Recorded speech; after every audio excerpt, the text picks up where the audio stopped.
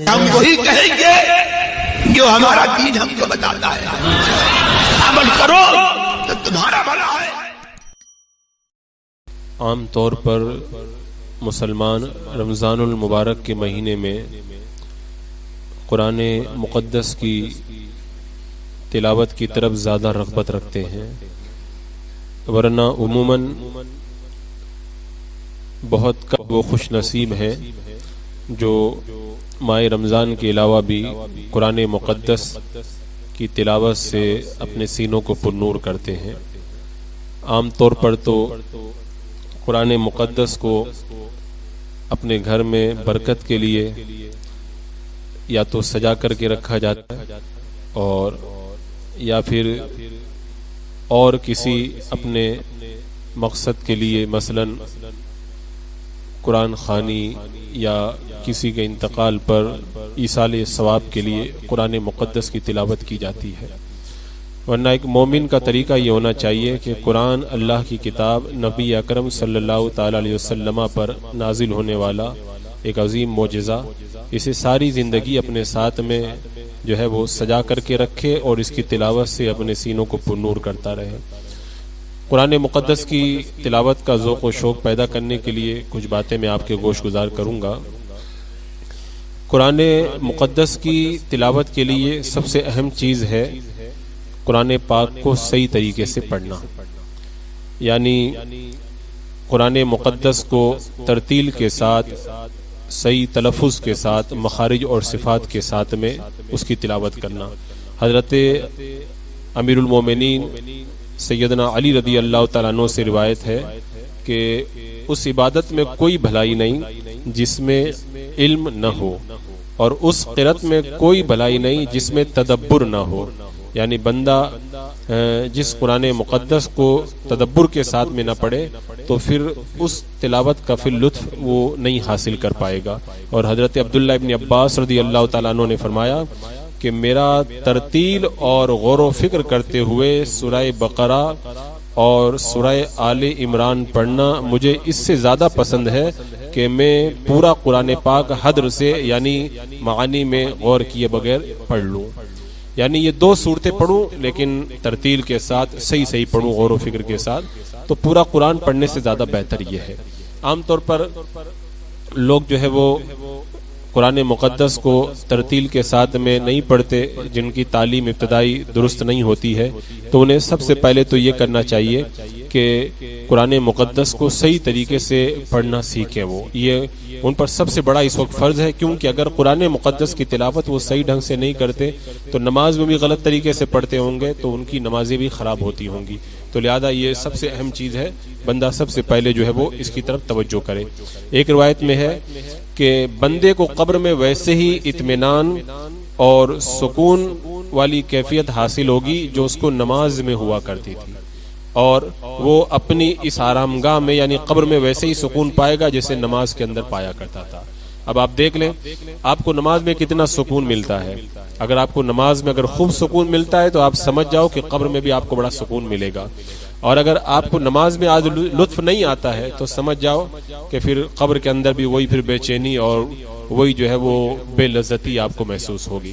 تو قبر کی اپنی زندگی کو آپ اگر دنیا میں دیکھنا چاہو کہ کتنا میرے لیے وہاں پہ سکون ہوگا وہ کتنا نہیں ہوگا، تو اپنی نمازوں کو آپ دیکھ لو، نمازوں میں سکون ہے تو سمجھ جاؤ کہ قبر میں بھی سکون ہی سکون ہے آپ کے لیے۔ تو یہ ایک طریقہ ہے قبر میں اپنے سکون کو جاننے کا۔ جو نماز پڑھتے ہیں وہ تو جان جائیں گے، اب جو نماز ہی نہیں پڑھتا ہے اس کے لیے کیا کیا جائے؟ تو یہ ایک بہت بڑا یہ بھی المیہ ہے۔ پھر دوسری چیز قرآن مقدس کی تلاوت میں یہ ہے کہ قرآن مقدس جب پڑھا جائے تو خشوع و خضوع کے ساتھ میں پڑھا جائے۔ ایسا نہیں کہ قرآن مقدس پڑھ رہا ہے اس کا دماغ مارکیٹ میں گھوم رہا ہے یا اپنے دنیا کے یا کاروبار کے خیالات میں بھٹک رہا ہے۔ ایک بزرگ فرماتے ہیں کہ میں ایک سورہ جو ہے وہ شروع کرتا ہوں اور تلاوت کے دوران جو ہے وہ مشاہدہ حق میں ایسا کھو جاتا ہوں کہ صبح ہو جاتی ہے مجھے پتہ ہی نہیں چلتا ہے۔ تو یہ ان کی جو تلاوتیں تھی وہ خشوع و خضوع کے ساتھ میں تھی، تو وہ جب پڑھنا شروع کرتے تھے تو پوری رات گزر جاتی تھی ان کو پتہ ہی نہیں چلتا تھا۔ اور حضرت سیدنا سلیمان بن ابی سفیان دارانی رحمۃ اللہ تعالی علیہ فرماتے ہیں کہ انہوں نے اپنے ایک بھائی یعنی حضرت سیدنا ابن صوبان کے پاس رات میں جو ہے وہ رات کا کھانا کھانے کا انہوں نے وعدہ کیا تھا. اب ان کو دیر ہو گئی اور دیر ہوتے ہوتے مطلب صبح کا وقت ہو گیا. اب صبح کے وقت یہ اپنے بھائی کے پاس گئے تو انہوں نے کہا کہ آپ نے میرے پاس رات میں کھانا کھانے کا جو ہے وعدہ کیا تھا لیکن وعدہ پورا نہیں کیا. تو انہوں نے کہا کہ اگر تم سے وعدہ نہ کیا ہوتا تو میں تم کو کبھی بھی نہیں بتاتا کہ مجھے مجبوری کیا تھی. اصل میں ہوا یہ تھا کہ میں نے نماز عشاء ادا کی تو سوچا کہ تمہارے پاس آنے سے پہلے جو ہے وہ وتر سے پہلے میں کچھ نماز پڑھ لوں, موت کا کیا بھروسہ. تو جب میں نے وتر کی دعا میں تھا تو میں نے اپنے سامنے ایک سر سبز و شاداب باغ دیکھا جس میں رنگا رنگ کے جنت کے پھول کھلے ہوئے تھے. میں انہیں دیکھتا رہا یہاں تک کہ صبح ہو گئی. یعنی وہ پڑھ رہے تھے تو اتنا خشوع خضوع کے ساتھ میں پڑھ رہے تھے کہ پوری رات گزر گئی ان کو پتہ ہی نہیں چلا. تو بندہ جب تلاوت کرے, قرآن مقدس پڑھے تو لوگوں کی باتوں کی طرح نہیں بلکہ اللہ کا کلام سمجھ کے پڑھے. اور یہاں تو آپ دیکھیں لوگ ناول کو خوب دھیان سے پڑھتے ہیں لیکن اللہ کا کلام دھیان سے نہیں پڑھتے. جھوٹی کہانیاں, ناولیں اور سچی اور جھوٹی خبروں والے اخبار کو تو غور سے پڑھ لیں گے لیکن اللہ کا جو سچا کلام اور ایک عظیم نعمت اللہ تبارک و تعالیٰ کی ہمارے پاس میں ہے اس کی طرف جو ہے وہ پوری توجہ کے ساتھ میں نہیں پڑھتے. یہ بھی ایک جو ہے وہ افسوس کی بات ہے. تو یہ خشوع خضوع کے ساتھ میں تلاوت کی جائے. ایک بزرگ سے پوچھا گیا جب آپ قرآن پاک کی تلاوت کرتے ہیں تو کیا آپ کے دل میں کسی بات کا خیال آتا ہے؟ تو انہوں نے بڑا پیارا جواب دیا, کہا کہ میرے نزدیک قرآن پاک کی تلاوت سے بڑھ کر کوئی ایسی شے ہے ہی نہیں جس کا خیال میرے دل کے اندر آئے, کیونکہ جو ہم جو کام کر رہے ہیں اس سے اچھی جو چیز ہوتی ہے وہی تو دل میں آتی ہے. لیکن جب میں تلاوت کر رہا ہوں تو اس سے اچھی کوئی چیز میرے دل میں ہے ہی نہیں تو پھر اور کوئی چیز میرے دل میں کیسے آ جائے گی. تو یہ ہمارے اسلاف کی جو ہے وہ تلاوتوں کا حال تھا. پھر اس کے بعد میں تلاوت کرتے وقت میں ایک چیز یہ بھی ہونا چاہیے کہ بندہ تلاوت کرے تو غور و فکر کرتے ہوئے پڑھے, کیونکہ ایک حدیث پاک میں اللہ کے رسول علیہ السلام نے ارشاد فرمایا کہ ایک بار اللہ کے رسول علیہ السلام نے بسم اللہ الرحمن الرحیم پڑھی تو اس کو 30 مرتبہ پڑھا اور ہر بار آپ نے ایک نئی فہم حاصل کی اور ہر کلمے سے ایک نیا علم حاصل کیا. تو اللہ کے رسول صلی اللہ تعالی علیہ وسلم نے بسم اللہ کو 20 بار پڑھا, یعنی اس کے جو رموز اور اسرار ہیں اس کی طرف آپ کی توجہ گئی. لیکن اب یہ ایک ایسا مسئلہ ہے کہ عوام تو قرآن پاک میں غور کر نہیں پائیں گے, لیکن کم سے کم اتنا تو ہو سکتا ہے کہ آپ تقریروں میں جن آیتوں کو سنتے ہیں یا جو درس وغیرہ میں سنتے ہیں ان کے جو معنی آپ کے ذہن میں رہ جاتے ہیں تو وہ چیزیں اگر آپ کے سامنے آئیں تو اس وقت آپ کے دل و دماغ میں جو ہے وہ باتیں آئیں گی تو انشاءاللہ تلاوت کا آپ حضرات کو لطف حاصل ہوگا. ایک بزرگ کا فرمان ہے کہ جس آیت مبارکہ کی میں تلاوت کروں لیکن اسے سمجھ نہ سکوں یا اس کو پڑھتے وقت میرا دل کہیں اور چلا جائے تو پھر میں یہ سمجھ جاتا ہوں کہ اس آیت کریمہ کا ثواب مجھ کو ملا ہی نہیں ہے. یعنی ہمارے بزرگ جو ہے وہ اس طرح کی تلاوت کو اپنے لیے نیکیوں کے اندر شمار ہی نہیں کرتے تھے. اور پھر ایک خاص بات یہ بھی ہے کہ تلاوت کرتے وقت میں جو ہے وہ اللہ سے ڈرنا چاہیے. اللہ کے رسول علیہ السلام نے ارشاد فرمایا کہ لوگوں میں آواز کے اعتبار سے قرآن پاک کو سب سے بہتر پڑھنے والا وہ بندہ ہے کہ جب قرآن پاک کی تلاوت کرے تو آپ دیکھو کہ وہ اللہ سے ڈرتا ہے. یہ بندہ قرآن پاک کی تلاوت میں جو ہے وہ سب سے بہتر ہے. تو قرآن پاک کی تلاوت کرتے ہوئے بندے کو اللہ سے خوفزدہ ہونا چاہیے, اللہ سے ڈرنا چاہیے کہ میں کس عظیم ذات کا جو ہے وہ کلام مبارک جو ہے وہ تلاوت کرنے کا شرف. اور اگر قرآن پاک کا بندہ لطف اٹھانا چاہے تو یہی خیال کیا کم ہے کہ وہ اپنے دل میں یہ سوچے کہ کہاں میں گناہگار اور کہاں میری گناہگار زبان, اللہ نے مجھے توفیق دی کہ میں اپنی اس گناہگار زبان سے جو ہے اللہ کا کلام پڑھ رہا ہوں میں. تبھی قرآن پاک کی تلاوت کا بندہ جو ہے لطف اٹھا پائے گا. اور ایک اور طریقہ قرآن پاک کی تلاوت میں اس کا بھی خیال رکھا جائے کہ قرآن پاک کی تلاوت کرتے وقت میں بندے کو رونا چاہیے. اگر کسی کو رونا نہ آتا ہو تو اس کو چاہیے کہ وہ رونے جیسی شکل بنائے, کیونکہ ایک حدیث پاک میں ہے کہ قرآن مقدس کو غم کے لیے نازل کیا گیا ہے. تو جب تم اس کی تلاوت کرو تو غم زدہ ہو جایا کرو, کیونکہ قرآن مقدس کے اندر وعدہ, وعید اور اس قسم کی سزاؤں کا ذکر ہے جس پر رونا آنا جو ہے وہ ایک لازم ہے. اگر بندہ اس میں غور کرے گا تو بے ساختہ جو ہے وہ بندہ رو پڑے گا، لیکن اگر رونا نہ آتا ہو تو پھر رونے جیسی شکل بنا لینا چاہیے. جیسا کہ حضرت سید عبداللہ بن عباس رضی اللہ تعالیٰ عنہ سے مروی ہے کہ جب سجدہ سبحان پڑھو تو سجدہ میں جلدی مت کرو، بلکہ سجدہ سبحان پڑھنے کے بعد میں پہلے رو لو، اس کے بعد میں سجدہ کرو. اور فرمایا اگر کسی کی نہ روئے تو چاہیے کہ اس کا دل رونا چاہیے. یہ حضرت سیدنا ثابت بنانی رحمۃ اللہ تعالی علیہ فرماتے ہیں، میں نے خواب میں دیکھا کہ میں اللہ کے رسول علیہ السلام کی بارگاہ میں ہوں اور قرآن پاک کی تلاوت کر رہا ہوں. جب میں تلاوت کرنے سے فارغ ہو گیا تو اللہ کے رسول علیہ السلام نے ارشاد فرمایا، یہ تو تم نے قرآن کی تلاوت کی، رونا کہاں ہے تمہارا؟ یعنی قرآن تو رونے کے لیے نازل کیا گیا، تم خالی تلاوت کر رہے ہو، تمہارا رونا تو ساتھ میں پایا ہی نہیں گیا. اسی طرح ایک بزرگ کے بارے میں ہے کہ انہوں نے خواب میں اللہ کا دیدار کیا تو اللہ تبارک و تعالیٰ کی بارگاہ میں جب انہوں نے اپنی تلاوت کو پیش کیا تو رب نے فرمایا، یہ تو تمہاری تلاوت ہے، وہ تلاوت کے ساتھ میں جو رونے کا حکم ہے وہ رونا کہاں ہے؟ تو ہمیں چاہیے کہ جب قرآن پاک پڑھیں تو دل کو حاضر کریں تو خود بخود ہی رونا آئے گا. اور یہ ایک ایسی چیز ہے کہ اگر قرآن کا معنی آپ نہیں بھی سمجھتے ہوں لیکن دل لگا کے پڑھیں گے تو قرآن اپنا اثر دکھائے گا اور آپ کی آنکھوں سے جو ہے وہ آنسو جاری ہو ہی جائیں گے. آپ دیکھیں حضرت عمر فاروق رضی اللہ تعالیٰ عنہ جب اللہ کے رسول علیہ السلام کے قتل کے ارادے سے نکلے تھے اور اپنی بہن کو مار رہے تھے تو ان کی بہن نے صرف چند آیتیں پڑھی تھی تو وہ روئے اور پھر اللہ کے رسول علیہ السلام کی بارگاہ میں حاضر ہو کر کے دولت ایمان سے مالا مال ہو گئے. تو قرآن میں اللہ نے ایسی تاثیر رکھی ہے کہ بندہ جب قرآن مقدس کی تلاوت کرتا ہے، خود اللہ تبارک و تعالیٰ نے ارشاد فرمایا وَإِنَّ مِنَ الْحِجَارَةِ لَمَا يَتَفَجَّرُ مِنْهُ الْأَنْهَارُ. تو اس کی ایک تفسیر میں یہ ہے کہ یہاں مراد ہے زیادہ رونے والی آنکھ، یعنی قرآن مقدس کے اندر اللہ تبارک و تعالیٰ نے یہ اثر رکھا ہے کہ بندہ جب اس کو پڑھے گا تو اس کی آنکھوں سے آنسو جو ہے وہ بے ساختہ جاری ہو ہی جائیں گے. پھر اس کے بعد میں تلاوت کرتے وقت میں ایک اس بات کا بھی بندہ خیال رکھے کہ وہ قرآن مقدس کے ذریعے اس کو جو ہے مشاہدہ حق حاصل ہوتا ہے. بندے کو بندہ جب قرآن کی تلاوت کرتا ہے تو پھر اسے ایسا مشاہدہ حق حاصل ہوتا ہے کہ اسے بار بار تلاوت کرنے کا مزہ آتا ہے. آپ بزرگوں کے بارے میں دیکھیں وہ قرآن کو اتنا ذوق و شوق کے ساتھ میں کیوں پڑھتے تھے. ایک بزرگ فرماتے ہیں کہ میں قرآن پاک کی تلاوت کرتا تھا لیکن مجھے مزہ نہیں آتا تھا.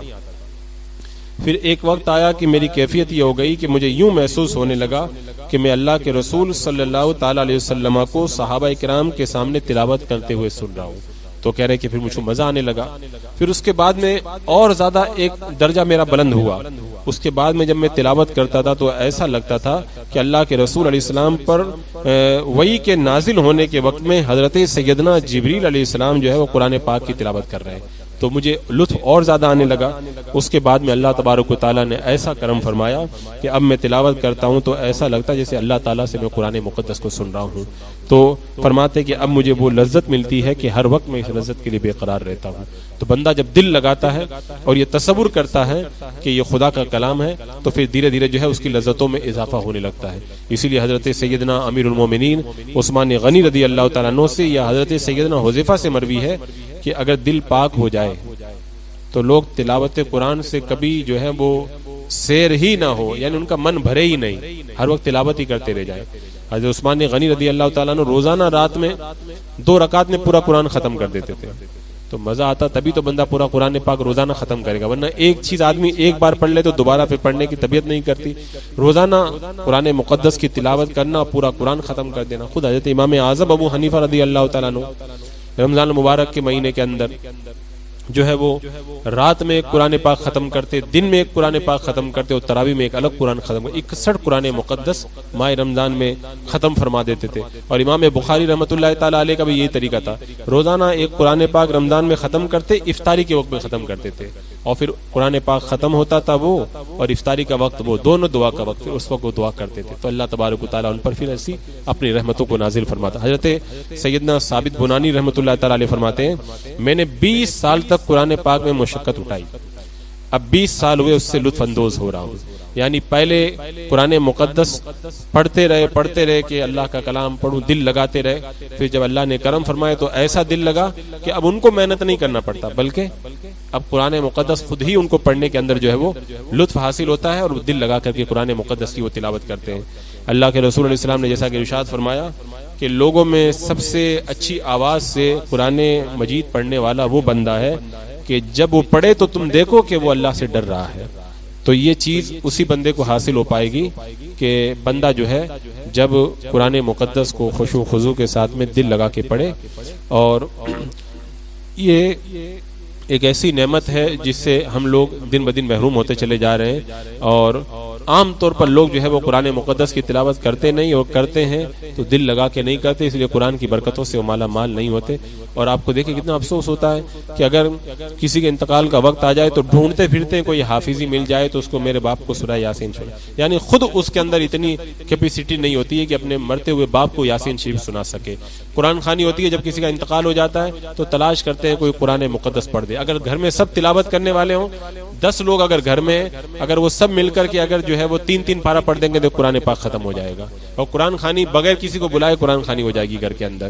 لیکن جو ہے وہ ہم لوگ ایسا، اور اسی طرح جب کسی کا انتقال ہو جائے تو کہتے ہیں کہ 40 دن تک جو ہے وہ میرے مرحوم کی قبر پہ یہ سورہ بقرہ پڑھ دو، میرے گھر میں آ کے تلاوت کر دو. اچھی چیز ہے، آپ تلاوت کروا رہے ہیں، اچھی بات ہے، لیکن یہی کام اگر آپ خود کرتے تو کتنا اچھا رہتا.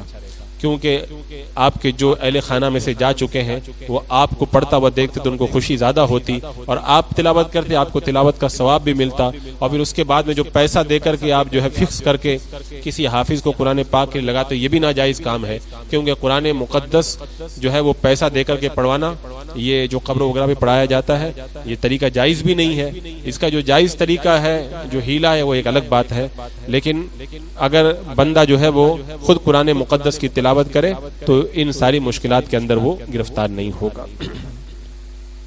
بسم اللہ الرحمن الرحیم. محمد مبارک وسلم صلاۃ و سلام علیک یا رسول اللہ. یا اللہ یا رحمان یا رحیم العالمین، اپنے محبوبان بارگاہ کے صدقے میں قرآن مقدس کے نور سے مولا ہمارے سینوں کو پرنور فرما دے. اے اللہ ہمیں خشوع و خضوع کے ساتھ میں مولا تیرے مقدس کلام کی تلاوت کا شوق عطا فرما. قرآن پڑھنے، سمجھنے اور اس پر عمل کرنے کی توفیق عطا فرما. ربنا تقبل منا انک انت السمیع العلیم وتب علینا انک انت التواب الرحیم. ان اللہ وملائکتہ یصلون علی النبی یا ایھا الذین آمنوا صلوا علیہ وسلموا تسلیما. اللهم صل على سيدنا وشفيعنا وحبيبنا مولانا محمد وبارك وسلم صلاة وسلام عليك يا رسول الله. سبحان ربك رب العزة عما يصفون وسلام على المرسلين والحمد